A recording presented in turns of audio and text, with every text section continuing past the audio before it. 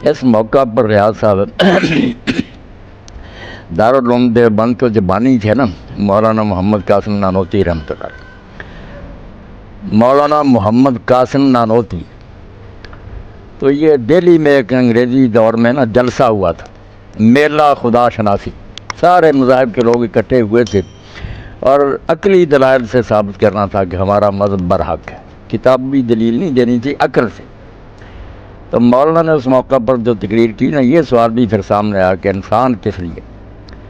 तो मौलाना ने बहुत अच्छे अंदाज से ये बात समझाई कि आप सब लोग अहले दानिश गौर कर लें कि दुनिया की सब चीज़ें जो हैं इनकी इंसान को ज़रूरत है। ये इंसान के लिए एक चीज़ भी अगर ना हो, हमें पता या नहीं, मगर एक पुर्जा भी ना हो तो इसकी रोज़ी का, ज़िंदा रहने का सामान नहीं, ये उन सब चीज़ों का ज़रूरतमंद है।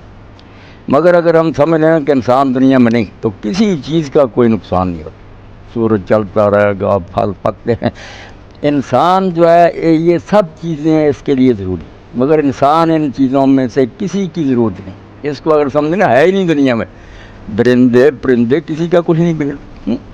तो अब उन्होंने कहा कि जब हम देखते हैं कि इंसान सबसे आला है, इसको अक्ल मिली है, इरादा है, अपनी मर्ज़ी से कायनात पर हुकूमत कर रहा, मगर है इतना फजूल कि दुनिया की हर शय जो है उसकी इसको ज़रूरत है। इसकी ज़रूरत ना हवा को है, ना पानी को है, ना जान किसी को नहीं। आप कहते इतनी आला चीज़ है और इतनी फजूल नहीं हो सकती। तो नतीजा क्या निकला फिर, वो मा खलक़तुल जिन्ना वल इंसा, कि अगर ये अल्लाह के काम का भी नहीं, ये मखलूक जितनी उसके काम का तो है ही नहीं। अब अगर ये अल्लाह के काम का भी नहीं तो फिर ये अशरफुल मखलूक़ात और इतना आला कैसे हो सकता। यानी इस अक़ली दलील से समझाया कि दुनिया चीज़ें जैसे कि इन सब के